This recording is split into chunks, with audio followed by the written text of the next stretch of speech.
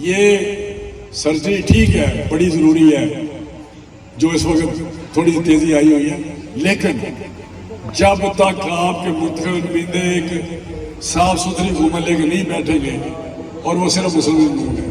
اور یہاں پہ میں نے آپ کے جو پروگرام، اب میں جب یہ سارے منصوبے ہوئے ہیں تو میں نے بھی کہا تھا کہ وہ ایک بڑا ڈائلاگ بنا ہوا ہے، میں نے تو کبھی سنا تھا، بولتا نہیں تھا، تو میں پھر ایک کیا میں کیا اے شیخ شریف والوں کوئی اور خدمت کو بتاؤ تو صحیح نا، آپ بولو تو صحیح، کوئی اور خدمت کوئی نکالو، کوئی میگا پروجیکٹ نکالو جو نہیں ہے یہاں.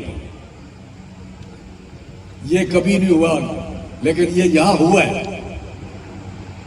جو چیز کبھی آپ نے سوچی نہیں تھی وہ بھی میں نے کی اپنے طور پر. خود میں سوچتا ہوں کیا بہتر ہے آپ کے لیے. میں تو گزرتا سوچتا رہتا ہوں یا کیا ہو سکتا ہے، کیا ہونا چاہیے، کیا بہتری کے لیے ہو. ہمارے شہر کا موقع ملا تو جہاں بھی ہم نے شریف کی عادت آپ کو دے دی، میاں عمران نے آپ کو چیئرمین دیا. شریف آدمی ہے کہ نہیں ہے؟ کوئی قبضہ گروپ تو نہیں ہے، کوئی جرائم میں تو نہیں ہے، کوئی بدماش تو نہیں ہے.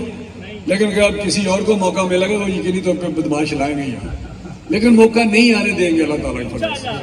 اور آپ نہیں آنے دیں گے، نہیں نہ آنے دیں گے. تو پچھلے 5 سال میں بات کر رہا تھا کہ آج جس طرح پاکستان کی حالت ہوئی ہے، جو مرضی کو کہے، اس میں کوئی شک نہیں کہ وہ ایک ایجنڈا تھا جو 2014 سے شروع ہوا. جو عمران خان کا دھرنا تھا 2014 کا، کس کو نہیں پتا وہ کتنی بڑی سازش تھی. جو ڈی چوک میں اسلام آباد میں پتہ نہیں کتنے 100 200 300 کتنے تھے دن یار، مجھے یاد نہیں، 300 126 دن شام کو آتے تھے. اس وقت وہاں ناچ گانا کر کے 10-15 گاڑیاں نکال کے سول نافرمانی کر کے چلے جاتے تھے. اس وقت وہ قانون کہتے کدھر تھے جب وہ پی ٹی وی کے ہیڈ کوارٹر پہ اس نے حملہ کیا. یہ بہت بڑی بغاوت تھی پی ٹی وی کے ہیڈ کوارٹر پہ. اس وقت یہ ساری ادارے کدھر تھے جب وہاں پہ پارلیمنٹ پہ حملہ ہوا. ایک کانگریس پہ حملہ ہوا ہے واشنگٹن میں، ٹرمپ نے کیا ہے، اس کے ساتھیوں نے 14 سال 20 سال تک 4 سال سزا ہو گئی ہے ان کو. جس نے اسپیکر کی کرسی کے اوپر ٹانگ رکھی تھی 4 سال سزا ہوئی ہے اس کو. جب وزیر اعظم ہاؤس کے گیٹ پھلانگے گئے پی ٹی آئی کے وہ 2014 میں، اس وقت ہمارے کدھر تھے یہ سارے ادارے اور ساری یہ ریاست. جب سپریم کورٹ کے باہر گندے کپڑے لٹکائے جاتے تھے ادھر اس وقت کدھر تھے.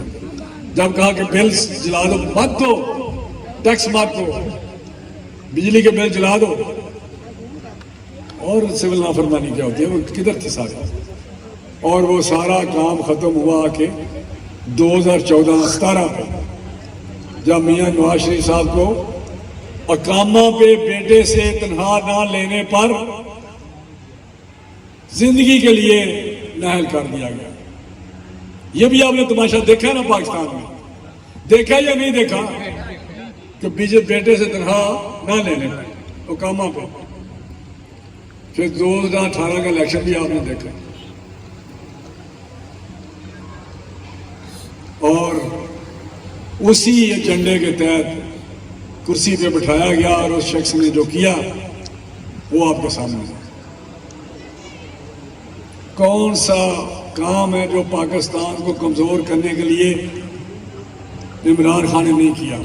چاہے وہ معاشی پروگرام ہو، چاہے وہ ریاستی ادارے ہوں یا گورننس ہو. جس حکمران کو ایک عورت پیرنی کے روم میں ڈکٹیٹ کرے، حکم صادر کرے، وہ حکمران کتنا خطرناک کسی ملک کے لیے ہو سکتا ہے. مجھے بتائیں نا، بیٹھے ہوئے ہیں سارے باشعور لوگ ہیں، اگر ایک پیرنی کے روم میں اگر کسی کی بیوی اس کو کہے آج تم نے بیٹھنا ہے بیٹھو، آج تم نے یہ کھانا ہے، تم نے پہننا ہے، آج دفتر جانا نہیں جانا، یہ آپ کا وزیر اعظم تھا. تو میرا کہنے کا مقصد ہے کہ وہ وقت گزر گیا ہے.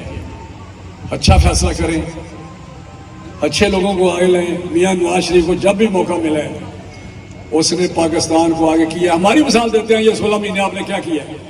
ہماری مثال دینی ہے تو ہماری 1318 کی مثال دیں. کیا تھا یا نہیں کیا تھا؟ بجلی لوڈ شیڈنگ ختم کی, مہنگائی 2% لے آئے 14 سے, پٹرول, جو کچھ خوشحالی تھی. ہماری مثال دینی ہے تو 97 والی مثال دیں, ہماری مثال دینی ہے 90 والی مثال دیں. یہ 16 مہینے میں تباہی بربادی کر کے آج یہ نگران وزیر خزانہ بیٹھی ہوئے کہتے ہیں مجھے تو پتہ ہی نہیں تھا اندر یہ حال ہے.